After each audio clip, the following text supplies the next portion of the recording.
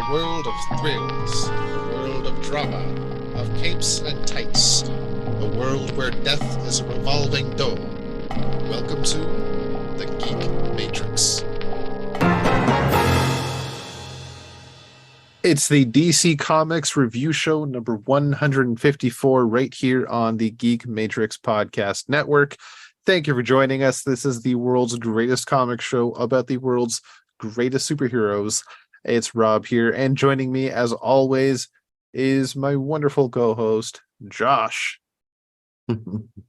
Hey, everybody. How's it going? I love being on this podcast, even if my dream job is to clean mirrors, because I can really see myself doing Not even that. gonna recognize that one. No. God damn it. There's giggle. I got it. No. I need an applause button. All right. Right. So Brandon is off at his first music festival. Yes, he this is. Lucky guy. Yeah. It was a pretty cool lineup. I didn't recognize a lot of names, but I did. The few names I do recognize are pretty awesome. Yeah. Indeed. I guess what's the prevalent genre there? Indie rock kind of style. It's a wide variety of indie rock. Like I think you would really like Shaky Graves and Brandy Carlisle. I think you would like both of those. Matter of fact, I will almost guarantee you will like both of those. Right on. Okay, I'll check it out. I do like some good indie rock, so I'll check that out. Everything gets played in my house, man. No, yeah. I'm too old to handle heavy metal anymore, but I used to. But rock all the way to coffee shop lo-fi. Everything in between gets played in my house, dude. So right on. Yep. Lo-fi is just a kind of a subgenre that I've not been able to get into. I don't dislike it.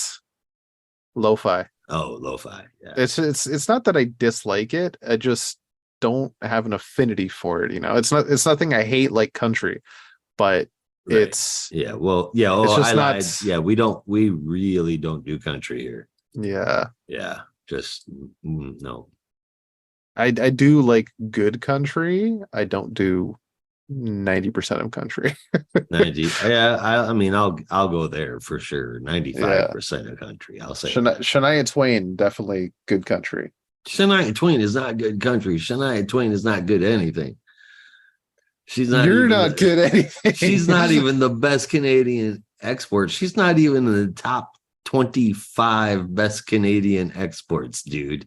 Like Bryan Adams is a better export than her. Alanis Morissette, absolutely. Jim Carrey. There's so many. If you're categorizing teens are better than Shania. You gotta categorize it. We're talking musical acts. You can't throw Jim Carrey and Poutine on that list. Why not? Because we're talking musical acts. Well, that's not fair. You don't have enough big cities to have that many big musical acts. We got how? Okay. I don't know. I guarantee you there's at least 30 musical acts you've heard of that are out of Canada that some you might not even realize. All right, so there's at least 30 musical acts that are out of Canada. Yes. Right. And to come up with a top 25 list, you see what I'm saying? Shania Twain will be 26 to 30 somewhere. No, she'll be up there. No. When you have your Nickelbacks and Justin Biebers? Nope. I'll go find all the shit that was popular on what's it called? Much TV. Much more music and much more music. Much music, yeah. Much music. That's what it was. They had a good mix though. All the shit that was on there, say Circa 2004. That's when I was watching it. There was actually a lot of Canadian stuff at that time. There was Billy Talent, Simple Plan, really cool Marianas Trench. really cool. I keep wanting to say that they're Street Profits, but that's not what it was called. But I can't remember. But they were huge around that time, and they were always on Much More Music or Much Music TV, whatever it was called. During 2004 area? 2004. Let's see. Yeah. Because I was 21, 80, 2000, 2001 to 2004. Might have been Nardwar. No, he was an interviewer. No, it wasn't Nardwar. No. I'm almost sure that it had the name Profits in it, actually, but I couldn't tell you. I couldn't either. They were good though. Yeah.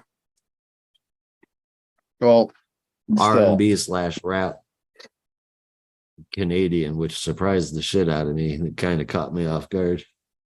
Canadian? Not your typical Simple Plan. Ugh. Simple Plan. Ugh. Simple Canadians. No, they're not. I can't. God damn it! It's my wife loves Simple Plan. I can't stand Simple Plan. There's few bands in this world I absolutely despise. Simple Plan is up there on that list All of American bands I despise. Rejects for me. Oh yeah, you can't stand them. I hate them. Yeah. Yep. Yes. Yeah, I've told this story before, I'm sure, but I used to do concert security right in Michigan, and did a lot of concert security. And one of my gigs was at Warped Tour, and it was at the very pinnacle of the All American Rejects popularity. Right. And what was their biggest base audience crowd, Rob? Teenage girls. Teenage girls, age. I'll say 13 to 19. Okay. And if you're a security guard for All American Rejects to protect them from the entire ocean of 13-year-old girls that are slamming up against that gate, are you allowed to turn around or look away from that ocean? What would you think? Hell no. You're not allowed to turn away. The second you turn your back to that crowd, somebody's slipping past you. Exactly. Yeah. So you got that. I not allowed to turn away from the crowd, or else people could get hurt. And do you know what girls do when they're absolutely going apeshit nuts at a concert with people they're completely in love with? Jumping, clawing, screaming, crying, and taking boobs out. Oh. Yes. Oh. Yes. That was the last time that I worked. That was the very last time that I did security for a popular pop band. I never did security for pop bands at all. This was at Warped Tour. So this is Warped Tour though. So yes, there's a good chance, like a good, like maybe 90+% of that crowd were legal age. Oh, I don't know. No, I mean, definitely not. There was a lot of 15 and 16-year-old girls there, man. I did not like it. I did not like it at all. They shouldn't have been allowed to be there as far as I'm concerned. Music events, 18 years up and over, please. Very young kids, not very cool. Did not like that at all. But never did pop music after that. Punk music, rock, rap, classic rock, all over the place. Did all kinds of security for all kinds of people. But never again after that did I ever do it for anything that was ever played on the top 40 radio. That's fair. You're goddamn right it is. Yeah. You get you work for a lesser act, you get treated better. Yeah. Oh, I mean, fuck. I worked for Aerosmith and I got treated fantastic. Oh hell yeah! Like not to Eminem, I was in. There's going to be there's going to be some huge acts still that are going to be like they're solid people, but like if you work with a smaller act, guaranteed they're not going to be douchebags to you. Yeah, it depends. the biggest douchebags I ever worked with were Metallica, or Lars Ulrich in particular, Yeah. and the two douche canoes from Collective Soul. Oh God. They looked at me and acted like they were Eric fucking Clapton. Yeah. And I'm like, Sure. I mean, by that time I was used to it. I mean, I was head of the entire gate. That was what my company was. I had to find the guys myself, but 15 to 20 people to bring in and do that area around the entire fucking stage. And so, I mean, being the guy that was in charge, I was kind of used to, by at that point in time, having them shake my hand as they came off the stage, thanking me for security, like most of them, nearly everybody had done. And instead of being like one of the ones that didn't shake your hand, and I won't even name them, but instead of being like the one of the ones that didn't shake your hand and just kind of walk on by you like they're busy or you're nothing, whatever, fine, cool. Most of them shake your hand. Collective Soul, he literally said, "Do you know who I am?" No. I waited Hey. till he was out of earshot because I couldn't say anything. Jobs. I waited till he was out of earshot, and I'm like, yeah, a band that got popular for 2 songs, and I bet you won't have another album. And everybody laughed, and then it became true. See, in situations like that, like I'll take the write up, I'll take the heat and just go, no, sorry, I don't know who you are. Oh, no. I wouldn't risk that, dude. Hell no. I mean, I got to do some really cool shit, and I made some really good money at the time doing it. So I wasn't about to risk it. Yeah. But yeah, I mean, the temptation was there. If I would have lost it on anybody, it would have been Lars Ulrich when I was leading my team of 20 men around the corner, behind the scenes, in the hallways. And Lars Ulrich and James Hetfield were from Metallica were standing in the hallway, and they were talking to each other. And as I'm turning the corner, both of them turn and look at us. And I make eye contact with Lars Ulrich and James Hetfield. James Hetfield turns around. I continue to fucking walk. Lars Ulrich goes, "Hey, you motherfucker." So I stop and I turn around and I look at him because, obviously when you call somebody like that, you definitely are trying to get their attention. So we all turn around and he's pointing his finger and saying, "Don't you ever look at me again." Wow. Right? It's like, so you didn't like that I looked at you first. So your idea was to stop me and have me look at you again. Put your finger back. Yeah, really. That's the one I would have lost it on. Yeah, I get that. Collective Soul, a bunch of plebes. I would have just been a smart ass. Yeah. I wanted to throw his drumsticks right at him. And Metallica, great music, but bunch of assholes. There are multiple stories out there of even just James Hetfield being a dumbass. No, I'm sure James Hetfield's a dumbass. I'm sure he is. He didn't say anything to Lars, but Lars was the one that said that shit, and he's a total cocksucker. Yeah. Yeah. All right. That's it anyway. Oh, we've already been vamping. I was gonna say you got any news, but we've been talking about news already. I do have one thing that there's in the rumor mill, and it's me, I gotta bring this up. The fabled Green Lantern TV show that's been in and out of production for like the past, I don't know, 8 years. Supposedly has had writers attached to it. Rumored head writers right now is Tom King and what the hell's the other guy's name? Oh shit. David Lindelof. Yeah. Damon Lindelof. Yay. Lindelof, you can go either way. Tom King, I have no faith in, and no one ever agrees with me. The whole world will probably enjoy this. Boy. See, I have We'll the see. same opinion, but reversed. I think Tom King, I think could go either way. Damon Lindelof, bluff. But we'll see. We'll see how it goes. We'll see how it goes. Yeah. Lost was horrible. Like, I don't know if I'll ever be able to forgive him for that. He's had a couple of bad ones. Yeah. His Watchmen series was good. Yeah. But So that's like because it wasn't some recent necessarily stuff. attached to Yeah. the Watchmen universe. Mhm. You know, it was, but it didn't interact with any of the Watchmen movie characters. You know what I mean? Yeah. It was just connected to it, and it was done really well. So, and I enjoyed it, but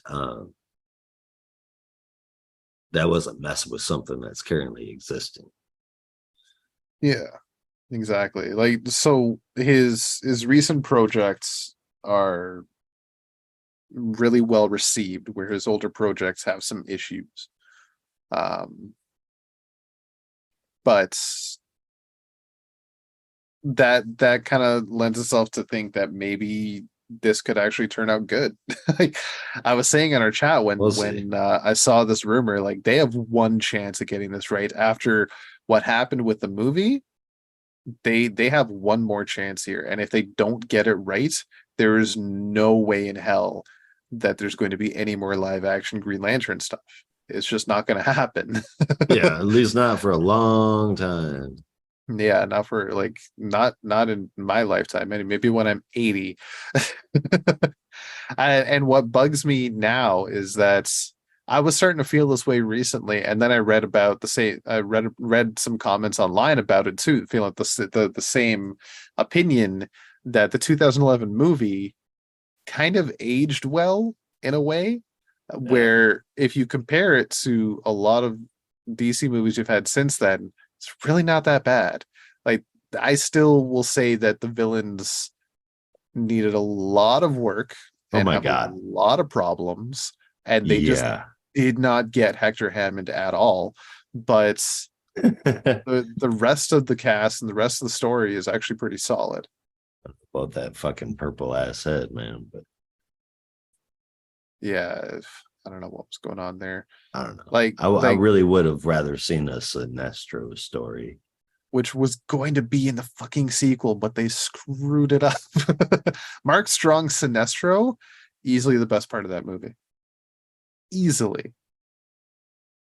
It That was should have been the first story, and then they should have fantastic. done Parallax as a follow-up, and Yes. then realized, because if they would have done it that way, they would have realized that what they were putting out was not going to cut it.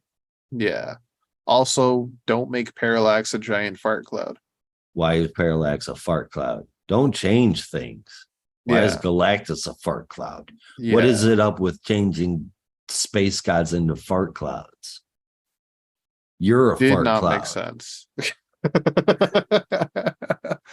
Having Parallax be an ex Guardian, interesting twist. I'm not about it though, but having him be this giant brown mist that's just flying through space, did not care for that at all. Space fart. And again, like they just completely missed the mark on Hector Hammond. I feel like they 100%. missed the mark. See, Hal is a smartass, but he is not a laugh a minute Ryan Reynolds character. No. And I think Ryan Reynolds did okay, but I definitely think that his talents are better served elsewhere, like Green Lantern. Or I think that Once Upon a Time, anyway, I think he would have made a fantastic. Actually, he could probably still pull it off as long as he didn't need to be young. Booster Gold. Oh hell yeah! I think Ryan Reynolds would make an amazing Booster Gold. Perfect personality, so. the whole 9 yards. Yeah.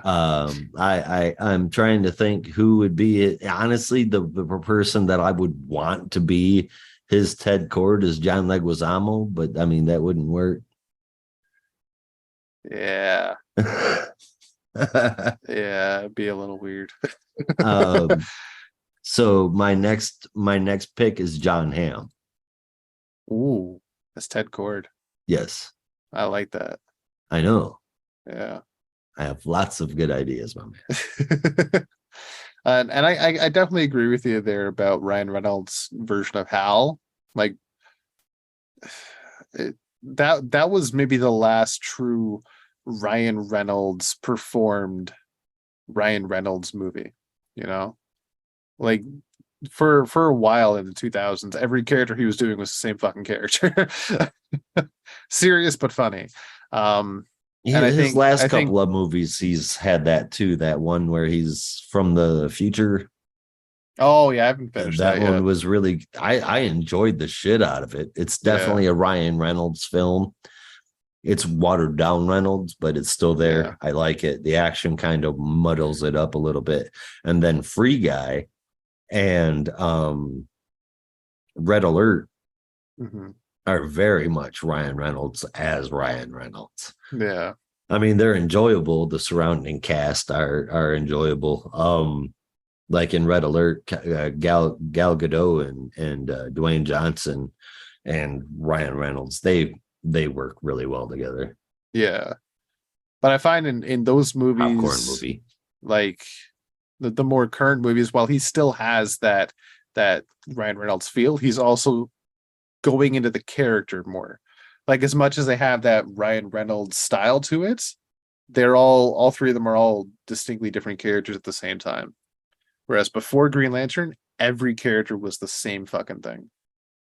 There was barely a difference movie to movie. But I think Green Lantern kind of broke him out of that because he couldn't just be the same character he was already being, because he needed to have a bit more seriousness to you. You needed to be the hero type without the one-liners. You needed to be two people at once. So I think that kind of broke him out of his shell a little bit. Yeah. And then we got Deadpool. And the rest is history. Then we got Deadpool and the rest is history. Yeah. Josh Brolin, Hugh Jackman, Sassy Beats. Hell yeah. I mean, hell yeah. Hell yeah. And if we didn't get Ryan Reynolds as Green Lantern, it would have been Jack Black. And I just don't know how I feel about that. I don't know how I feel about that either. Yeah. Jack Black was a little too portly to be a Green Lantern at that particular point in time. Yeah, and he was going to be Hal Jordan. I mean, don't maybe know if he was Kilowog. Maybe. I think I would enjoy. Or Nort. See, Jack Black is Nort, Kilowog, or Larfleeze. Oh, because Larfleeze, he looks so odd. He would have to be CG, right? Yeah. And Jack Black could do all kinds of voices for him. I mean, yeah, like he was the best voice in the Super Mario movie as Bowser. Oh yeah, for sure, by far. Yeah, for sure. His voice work is phenomenal. But there's other people out there who have multiple talents as well, like being a security guard on a spaceship and writing comic books.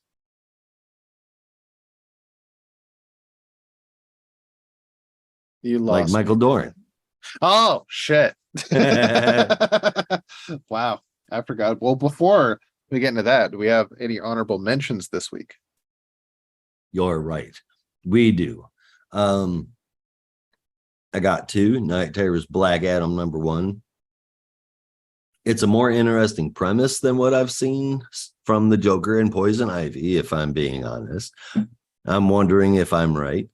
Obviously, it's Isis that's in there. I'm wondering if that's Osiris to be sure. If you don't know what I'm talking about, well, then I guess you're going to have to go pick it up and or listen to me talk about it more on the bonus show. Why Batman is showing up in full costume at the end with bats hanging on strings. I'm not going to tell you any more than that. You got to read it to get it. It's That's awesome. I really enjoyed it. Part that last page is the only part I found interesting. And then there's Night Terror's Ravager. I like that Brisson wrote this. He is officially the go-to guy to write anything and all things Deathstroke, period. I liked it. The weird ass evil Deathstroke Grant and Joseph was pretty damn creepy. The twist at the end of the issue was cool. It was simple, but I didn't see it coming. It was done really well. This is probably my favorite of the Night Terrors book this week, including First Blood as a whole. I like straight up, I'd give this issue at least an 8, just because it was done so well considering the characters. Fucking evil Deathstroke Grant and Joseph looked creepy. Oh hell yeah. Ravager issue, the Ravager issue was really good. Yes. Really drawn well is you want to talk about nightmare shit, that's where it shined right there. Yeah. All right, now we can go talk about Worf writing as Steel in Steelworks number 2, brought to us by Josh. Hey. Yeah. Hey. It's written by Michael Dorn, not by Worf. Art team from Sammy Basri, Vicente Cifuentes, and Max Rayner on art and colors by Andrew Dahlhaus and Matt Herms. Rob Lee letters and a cover from Clayman and Arif Prianto. Clayman, I am pretty sure, is a supervillain hiding in plain sight. Picking up from last issue.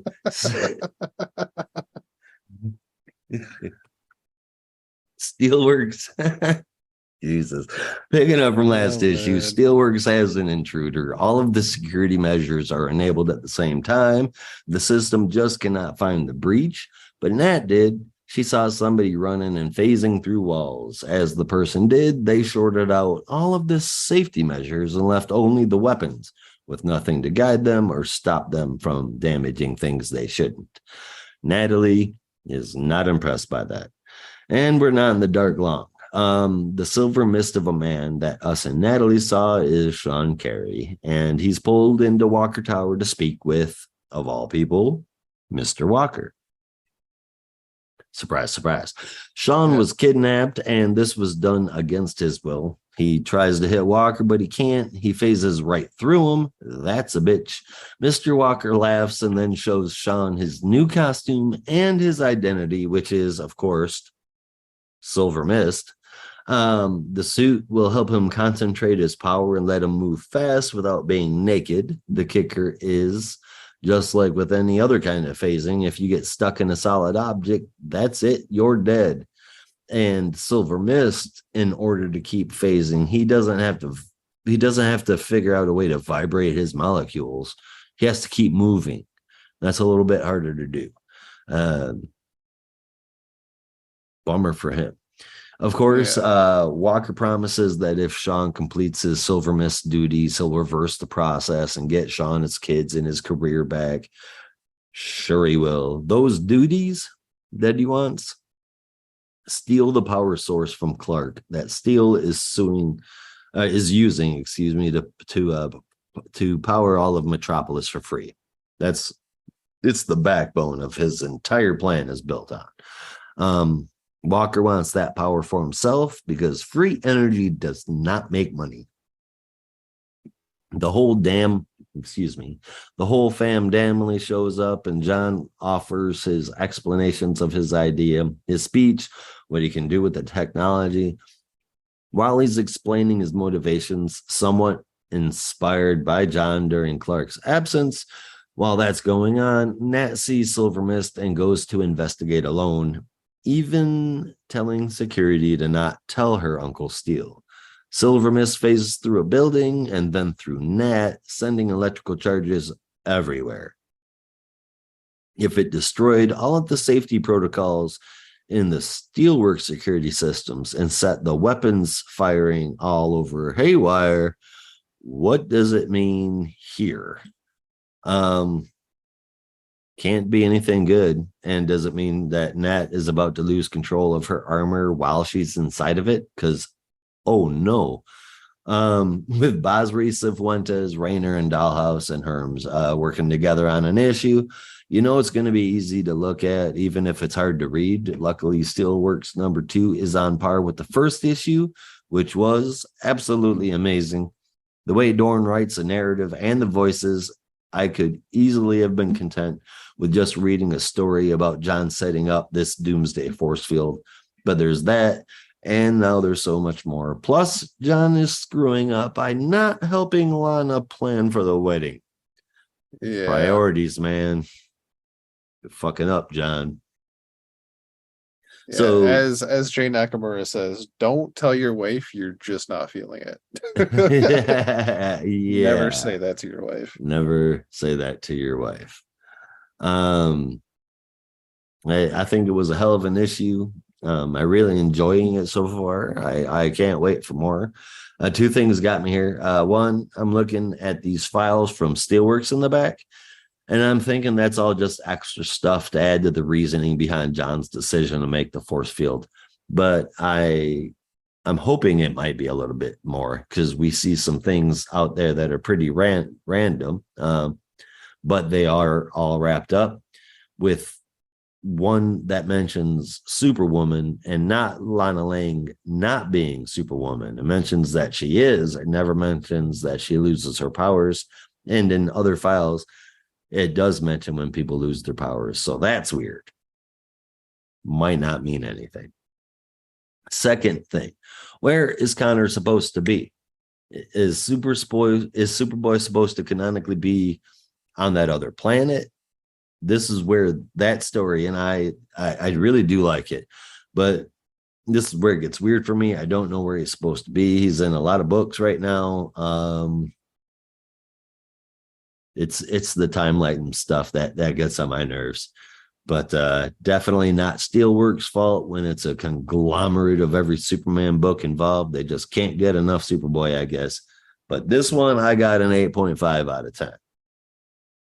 I mean, Connor is also in Action Comics right now, and I think the problem is the Superboy book right now was supposed to be, if it won, it would have come out last year when Blue Beetle came out, right?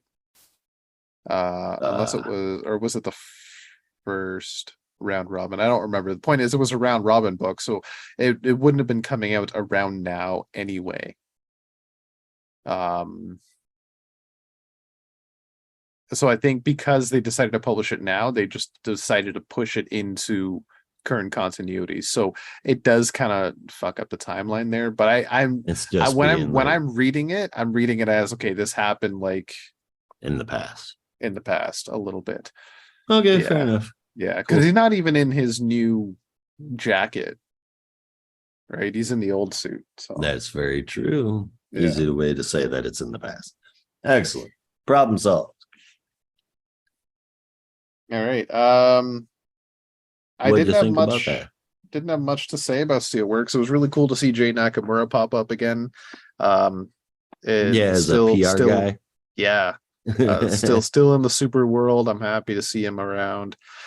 Apart from that, though, I didn't dislike this issue. I will say that, and I did not dislike this issue, but I didn't find it super interesting either. I was having trouble paying attention the whole time. It was just like, I know this is issue 2, but it doesn't feel like anything really progressed here. We got intro into more of the villain story, but then as it comes to actually with Steelworks itself, not much happened. Like, it feels like John is still trying to convince people that this is a good idea. I don't think he's trying to convince anybody. I think he's saying, "Hey guys, I'm doing this. Here's why." But I mean, I'm doing this. Yeah, that's what it is. Like, I'm just letting you know. Yeah, no, that's pretty much it. But he at least wants the super fam on his side, though. That's the thing. He at least wants them on his side. I don't think he wants them to dislike the idea. For sure. And it's just it felt like a lot of just taking up pages for something just like I feel like the super family would be a bit more understanding. And I'm waiting for Clark to pipe up with, I think it's a good idea. Like, why hasn't this happened yet? Why hasn't it happened yet? That's exactly. An excellent question.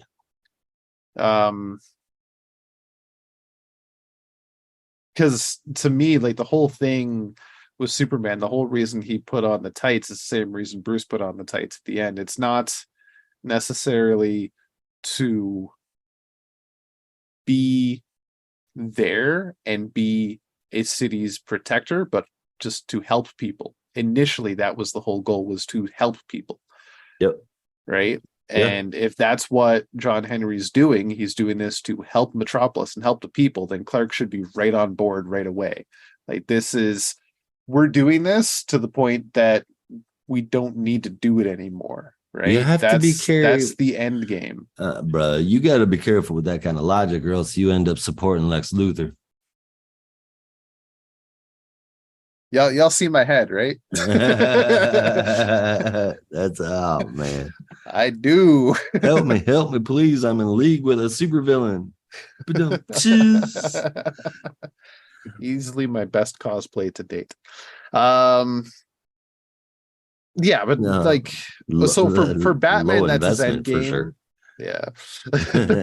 For Batman, definitely that's his end game. He's always said like he wants to fight till there's a Gotham that's at peace, that to the point that Gotham doesn't need him anymore. But then the next creator will come in like, Batman will always be around. Terry McGinnis, like, okay. So Bruce just fails. But with Clark, like, there's a fine line between Batman. Exactly. Yeah. There is a line between a fine line between help Metropolis till it doesn't need our help anymore and get us to that point, but don't go away. Like, get to a point where Metropolis is just safe and you don't need to be paying attention to Metropolis 24/7 and feel like you need to be prepared for the next attack. But like, if there is one, you're still right there. You're still right there and you're still going to be there to help, but get those people to a point that they can just live their lives carefree, not in fear of when is the supervillain going to bust down the door to my office and kill everyone. And it sounds like that's what John Henry's doing. It does. It sounds like that. Yeah, which I'm all for. So I'm surprised that Clark hasn't spoken up yet. But that's just my take on it. I could be completely wrong about Clark here. Every city has its crime. Metropolis isn't without it. Yeah. But it is, as far as crime goes, pretty damn good. Yeah. Metropolis's problem is that, every once in a while, some hulking monster or death ray is going to try and blow it up. Exactly. Just needs a bubble. What's wrong with a bubble? Absolutely. Nothing's wrong with a bubble. No. Bubble. And that's why I was so surprised to see the idea of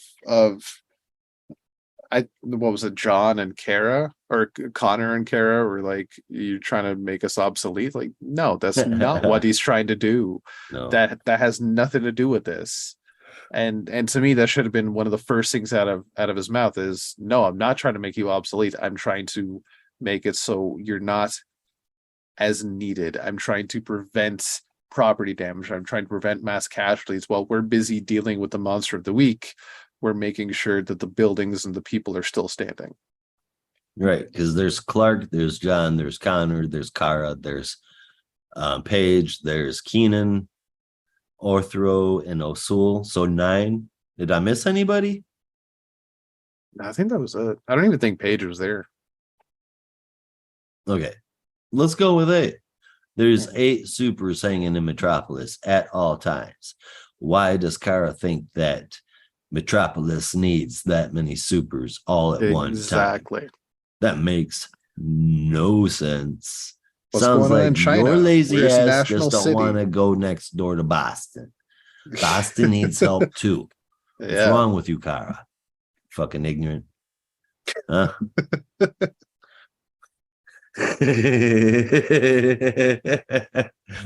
Oh God. Oh man. Oh man. But yeah, I mean, I wish you were enjoying it more, but maybe something will happen in the upcoming things. I'm hoping. I'm hoping too. It was just kind of dull. This issue was all. It's got good bones. It does have really good bones. Like, I can definitely see this this book excelling. Just this issue was just a little dull for me. There's a lot of, I almost want to say exposition in a way. Just kind of I need more substance. You feel like it was over explaining what the whole plot was, basically taking too long getting Pretty that much. explanation out. Yeah, I can see that whole 3 or 4, maybe even 5-page scenario that we were just talking about with the meeting with the supers, and we're just watching John Henry talk about the plan over again. It's like, why are we doing this? But it still like looks really good. 7.75 out of 10. Still enjoyable. Well, that's a definite fair score. Definitely fair. Mine was 8.5 if I didn't give that already. Right on. I'm starting to think that An Attack from Outer Space might be one of John Henry's greatest nightmares. What do you think, Rob? I think we should take a quick commercial break. Oh, he's right. We should. Imagine not taking a commercial break. Now that's a nightmare. That would be a nightmare. All right, stay tuned, folks. We will be back. And we're back. Thank you for sticking around. We needed to take a little break because McFarlane Toys just revealed today some new toys, and we got excited. Dark. Glow in the Dark Swamp Thing and Jon Stewart. Hell yeah. I'm kind of annoyed that this Jon Stewart is the same Jon Stewart they've already released twice. In fact, the accessories that comes with this glow in the dark version is the exact same accessories that come with the Endless Winter version. Yeah, but this one glows in the dark. Yeah, so the Swamp Thing was previous released as well. Oh yeah. Yeah, you can get the non-glow in the dark version for $30, glow in the dark version pre-order at Amazon right now, only at Amazon, $50. Yeah. Which, I mean, that's cool. And it's a mega very fig limited. Too, right? Yeah. Say again? It's a mega fig too. I think like it's oversized. Yeah. Those are going to be more expensive. Yeah. And I mean, it is limited production. There's 3,000 of them. So yeah, same with Jon Stewart. Yeah. Makes them worth a little bit, unless you're in Canada where everything costs $1,000. Yeah. You want a hamburger? Not if it's imported. Like I go on Amazon. It's only available on US Amazon, and I'm able to order from US Amazon, but after import fees and shipping fees, $80 after exchange rate too. $80 Canadian I'm paying. It's priced at 30 American. Yep, $30 American, $29.99. And probably with Prime as well, so no shipping fees. You're just paying the $30 plus tax, and that's it. Yep. I got to pay $80 because I'm 3 hours away from the border. Son of a bitch. And I can't even get if I ordered it and then sent it to you. No, definitely not. It would be a hell of a lot cheaper, I think, actually. Why don't we do it like that then? All right. Well, we'll talk about it. All right. We'll talk about that. We'll talk about that. Let's talk about Joker. Yes. Before just one more thing. Okay, can I just bitch about the fact that this whole thing is kind of pissing me off? I'm not even able to order Sinestro Corps Batman because it's Target exclusive, and Target fucked up when they came to Canada, so they ain't even here anymore. So I'm just not able to get it. How is anybody outside of the US supposed to get these figures, Todd McFarlane? You want to tell me that? You gotta have a friend that lives in the US. What if you don't? I do. I have a few friends, but what if you don't? Like it's such socialize. Get your ass on Reddit or 4chan. You'll find somebody to talk to. Yeah. It's a big pet peeve of mine when these companies, yeah, that these companies decide to just be in one country and that's it. There's fans all over the world. Maybe like spread your love a little bit. Yeah, like it's the 70s. You're hitchhiking across a country. Yeah, man. Yeah. Yeah, man. Yeah, man. Yeah. Anyway, What, man? we're taking we're taking a look at the Night Terrors events. Whoa, that's the wrong tab. Hold, please. That's funny, man. All right, I'll get out of the 70s. We're good. You sounded just like Tommy Chong. That's who I was incorporating, man. I fucking love Tommy Chong. You know what I'm saying, man? Leo, man. You're the Don't best. take those. Oh man, I love that. That's Ajax, man. What are you doing? Good stuff. Good stuff. Love all the old Chong, teaching Chong movies. All right, so Night Terrors, the Joker. We're taking a quick peek into the Night Terrors events. If you want to learn more about it, be sure to check out our bonus subscriber edition episode, which you can access by checking out our Discord page and subscribing for only $2.99 a month. You get access to the Discord, our bonus review show, and a little bit more, including chatting with us whenever the hell you want. Yep. All you got to do is pop a pill and enter the Matrix. Exactly. Pill costs $2.99 a month. I'm up at 4:30 Eastern Standard Time, and then people go to bed at like 1 a.m. So there's pretty much someone to talk to all the time. Pretty much. Yeah. So some of us have insomnia and never get to go to bed. Yeah. All right, but I get to go to bed. I get a couple hours of sleep every night. Well, that's good. But yeah. Night Terrors. Night Terrors.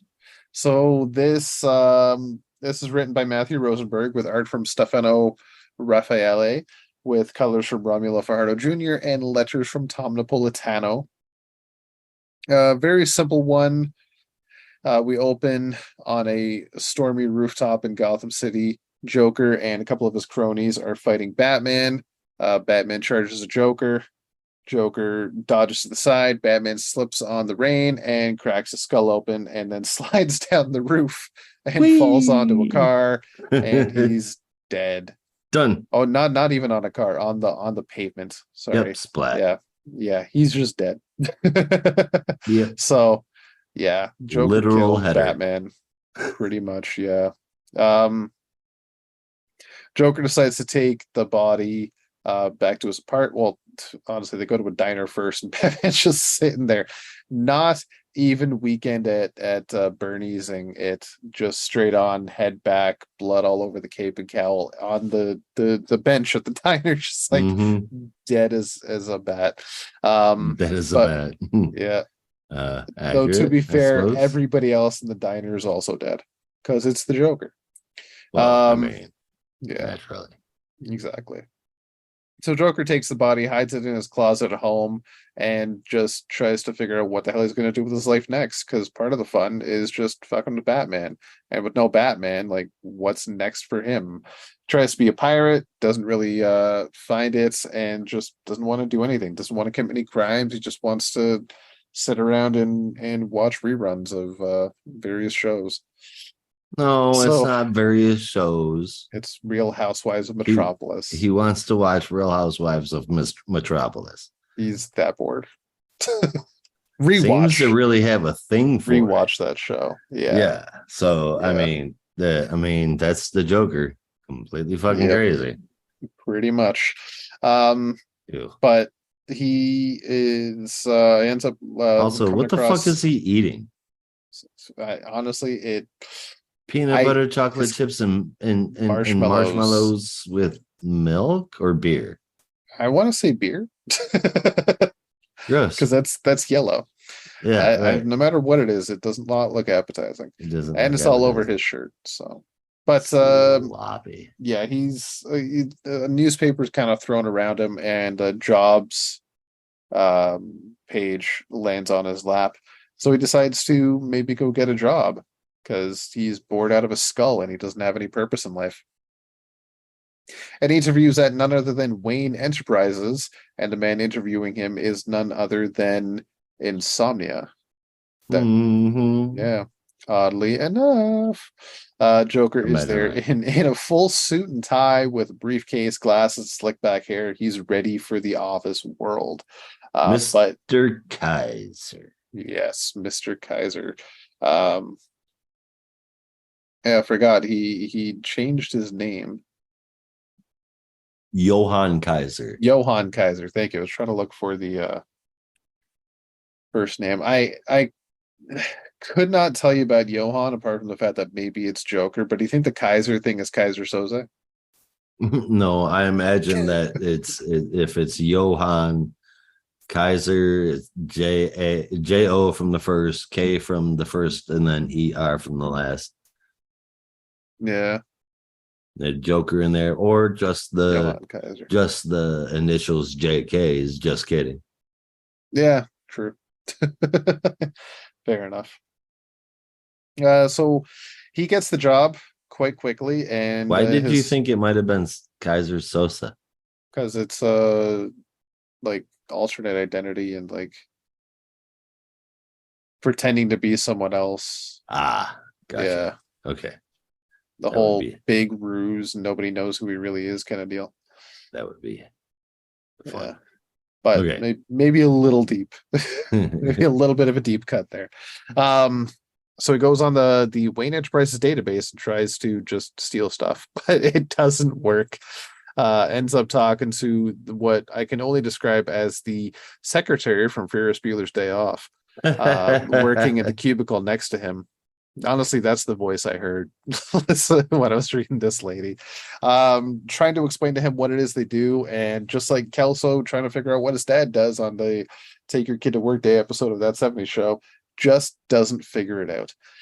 But eventually, he just does a good job. Oddly enough, and he keeps moving up the corporate ladder, despite the fact that he's clearly insane. But every insane thing he does is blamed on somebody else, including murdering someone with a microwave, and eventually becomes like some next level executive and is just doing well at this job and becomes really invested in the corporate world, down to the point that he runs into his old cronies and they're just like, "What the hell happened? You thought you were dead." And he brushes himself off and just goes right back to the world. He doesn't want to commit crimes. He's just invested in the corporate life at this point. Uh, but all the while this is happening, there's been reports of Batman sighted around Gotham, stopping crimes and helping people. But as Joker knows, that's impossible because Batman is hanging up in his closet, still dead. All the while, Bruce Wayne is being talked about in the public eye. So what the fuck is going on? Very good, because Joker does not know. Exactly. As we know, this is just a nightmare world. So none of it's real. Right. But um it's still fucking interesting. Like I honestly thought it was hilarious at a good number of moments. It was one of the few tie-ins I was actually excited about, and for me it did not disappoint. Like I thought this was really good. The art was well done, the story was well done. I really enjoyed it. It got an 8.5 out of 10. I can go on and on, but all I'll talk about is the gags and the jokes. Which Right. is fine, but like I don't know They're how interesting that is to talk about. unsatisfactory jokes to the Joker, and that's what made it kind of sell so good. Yeah, The story was weird, but it was good. I'm it's very curious. much the Joker kind of story. Yeah, exactly. I mean, this Yeah, is exactly what you would expect. I I have absolutely no idea what direction the next issue, the final issue, is going to take. But I'm going to be there for it. This was not as this it was not as funny as I thought it was going to be, as in like riddled with one-liners, because I really thought it would have been. That's Rosenberg's bread and butter right there. But yeah, even the laughs are kept to a minimum in the dialogue itself. Like when the Joker laughs, it's never ha ha ha ha ha ha. It's ha. yeah. You know, It's everything everyone is else around him is doing the big laugh because he's just saying stuff that he does, and everybody thinks it's hilarious, even though he's serious. right. Yeah. Yeah. Um, But I mean, I didn't mind it. I liked the way that was done. Yeah. It did make it funny in that way. It was entertaining to see exactly how he would be handling it. We all know it would not be good, but this is a funny way to do it, and it feels real. It wasn't stellar. This isn't a book that you're going to remember forever, but it was damn good. I did dig it. I gave it a 7.5 out of 10. Yeah. Like if you have a psychopath like the Joker, what would his nightmare be? A mundane fucking life. Yep. Apparently, Yeah. him and Poison Ivy have something in common. Yeah. All right. So with that, we're moving on to our last book of the week, which is Adventures of Superman John Kent, number 5. Hell yeah. Yeah. Yeah. Yeah. Yeah. I can't do it. Yeah. Yeah. Oh, hey, night. Yeah. Yeah. All right. Adventures of Superman number 5, not Adventures in LA. Written by, I don't want to hear about Adventures in LA. Quit it, you dirty bastard. Written by Tom Taylor, Clayton Henry as the artist, and colors brought in by Jordi Belair, Wes Abbott letters, and a cover from Henry and Marcelo Mialo. Most of the books we detail on the show, you won't be missing much from the story, even knowing what's happening, but they are still worth a read. But man, this one was really good. It's paced almost as fast as Deceased. It's the perfect balance of pace in this series for as big as the idea is, so I'm not going overboard. Seriously, go read it. This summary sounds short, but it's not. The issue kicks off with John at the Insurgents' secret base, the Insurgents being Batman and company. Basically Batman, Catwoman, Harley Quinn, and Babs, Batwoman or Batgirl. Anyways, John's there, and they're telling John what happened with Clark, what happened that turned him to the way that he is here in this injustice world. Of course, it takes John very little convincing to be the better Superman, make the obvious decision that Clark is wrong, and sees exactly where every line needs to be drawn, because he is not forgiving when it comes to Harley. He tells her no. Flip to Damian, who has kidnapped this world's Jay Nakamura. Clark isn't cool with it and says, let him go. Damian launches into a huge spiel. I put a tracker on John. Let's attack. Clark waits until John is gone. Although Damian is not a fan of that.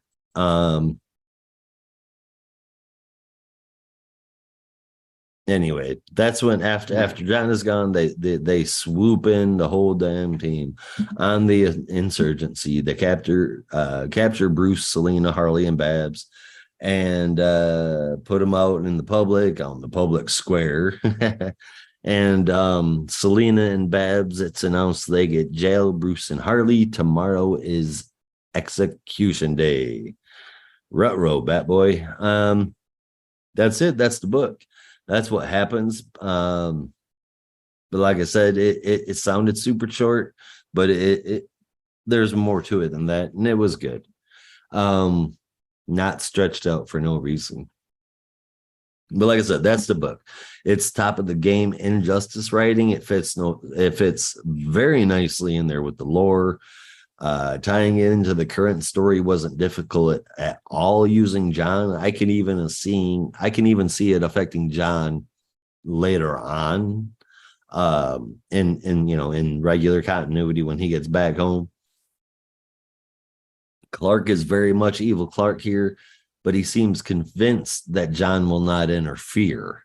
I'm confused by this because there's no tirade about he wouldn't do that to his father or not my son or anything like that. He's just very cut and dry. John won't interfere. Mm-hmm. Makes me curious. I'm wondering what Clark might have up his sleeve that's going to makes him so confident feeling that way. Until I get to find out, this gets a 9 out of 10. I am up there with you. Not quite a 9 out of 10, say an 8.5. The countdown to Injustice title kind of caught my eye this time. I didn't even really think about it the past couple of issues, that it definitely feels like this, like DC and Countdown. It's counting down to something. Even though it's not really counting down, it's counting up because we're going up in the numbers. But it's so confusing. It's going somewhere, and I definitely feel like next issue with issue 6 coming, it's not the end. Right? There's got to be something else coming after it that they haven't announced yet. Because it just feels a little too much at this point to just close out in one issue. I was not caught up on Injustice Comics. I started to read it when it was new and then just fell off it. But it definitely looks like they shied away from the story in the video games very quickly. Because by the time Injustice 2 rolls around, Hal is back in a green ring. But in this, I imagine this is after year 5 in the comics? Yes. He's still wearing the yellow. So I imagine this diverged very much from the video games. It's it's such a good read, dude. Really. Yeah. I've heard that. Honestly, my dad had all the trades. I have them in the house. I just haven't gotten around to reading them. They're so good. They're so good. Yeah, so I'm super into this. I'm curious where it's gonna go. I really want to see the last issue now. Oh yeah, for sure. How do you not want to see it? I'm going to leave with Comic Geeks right now to take a look at a potential solicit for next month. Oh, just to see if I'm onto something here, because I don't even remember reading the solicit for issue 6 or what the cover is. Interesting. Yeah. Well, the cover does say the Injustice Saga finale, so we'll see. Interesting. But it is 32 pages. Saga finale, and it's 32 pages. All right, so we got time to fucking clean some shit up here. but apparently every issue was 32 pages. So really, according to League of Comic Geeks. So I don't know. This was 32 pages. Jesus Christ, it sure didn't feel like 32 pages. It really didn't. So I don't know. We'll see. We'll see next month. Yeah, no, 8.5 out of 10 for this one. Very, very exciting issue. We'll just have to see where it goes. Yeah. All right. Adventures in Superman was 24 pages. Okay. So it's not 32 anyway. Maybe with ads, it was 32. In the physical edition. Seeing as you're a physical edition. You're a physical edition. You're a digital copy. Nobody said digital copy. That doesn't work. I was about to. You were not, dirty liar. You don't know me. 8.5. You're Rob Canada. No, okay. You don't know me? Was that Archer or Arrested Development? That was Archer. That was Archer. Okay. Yes. Yeah. Don't know me. You don't know me. Actually, I think that was both of them. Both of them, yeah. Say goodbye to these, Michael. Yeah, yeah, that was that's definitely Arrested Development. You do that. You do her voice wonderfully. I should tell you that's the best impression of her I've ever heard. All right. I wish I could remember her name. Every time I think about her, I never remember the actress's name. And I can't remember what her name is either, and that's horrible because she's funny. She really is. She's been around for a long time. Saturday Night Live alumni. She's funny in everything I see her in. I can't remember now. Yeah. Really but anyway, man. Yeah. That's the wrap up. We got 12 minutes left to get off of here and get to our SmackDown. So we better put the SmackDown. Top 3 books of the week and favorite moment if you had one. Go. Oh, right. Number 3 is giving me, that would be Night Terror's Ravager. I absolutely loved it. Steelworks number 2 coming in at second place, which makes sense because the numbers. And Adventure of Superman number 5 takes first place. It was just that damn good. And my favorite moment, and I don't know if you guys can tell listening to nearly every episode of this podcast, but I'm a sucker for dad jokes. And in The Joker, I love this gig. It was so much better than my last job, Calendar Factory. They fired me for taking a day off. That was hilarious. Hilarious. Yeah. Fucking loved it. That was my favorite moment. Right on. Okay, so my top 3, coincidentally, I think all got the same score, so it's kind of a 3-way tie. Though I think as we've been recording, I did kind of change scores on the fly. So I'm not 100% sure, but just knowing how I feel about the books, it's kind of a 3-way tie. So in no particular order, at number 3, I had Night Terror's The Joker. Number 2, I had Adventure of Superman, and number 1, I had Night Terror's Poison Ivy. But I really do feel like I enjoyed all 3 of these books equally. And favorite moments, Ravager very closely behind. Very, very close. Favorite moments, probably also from The Joker, where right at the beginning got a laugh out of me. The Joker just trips Batman, he would smash his head and just slowly slides off the roof. And Joker's like, shit. Right? What is it that he says? Oh God, it was fucking hilarious. I don't think he actually says anything. He just watches just the look body he has fall on his face. Yeah, he just watches it happen, like frozen in time, just like, oh wait, yeah, he Batman trips, he slips in the water, and then Joker says, "Ha, that looked like it hurt. You need shoes with better traction." Yeah, and then he starts sliding down the top of the building, and Joker's like, did we do something to make it more slippery?" Yeah, this shit was hilarious. I don't get this. Is it some kind of trick? And then he's like, we should go check on him because otherwise we're just standing around on a roof like a bunch of clowns. Right? You should poke him, boss. You poke him. That's what I pay you for, to do shit like that. It really was a fantastic issue. Yeah. Yeah, for sure, man. Yeah. Rosenberg really gets the Joker at this point, I'll say. Rosenberg really gets character work. Yeah. He is amazing at writing 8, 9, 10 different characters at one fucking time and being able to represent a completely different personality in all of them and do it true to who their character really is too. So I always have mad props for him. Making Task Force Z enjoyable would have been no easy task for anybody. Yeah. And he pulled that off really good. That could have been a complete and total nightmare. And I enjoyed the hell out of it, even if you did keep calling it Zed.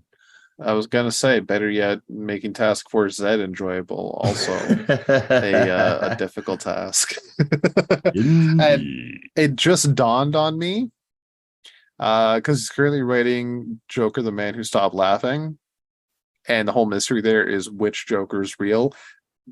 They don't even show you in this which Joker is asleep. So you don't know which real Joker is. They open up already in the nightmare. Yep. That is bloody brilliant.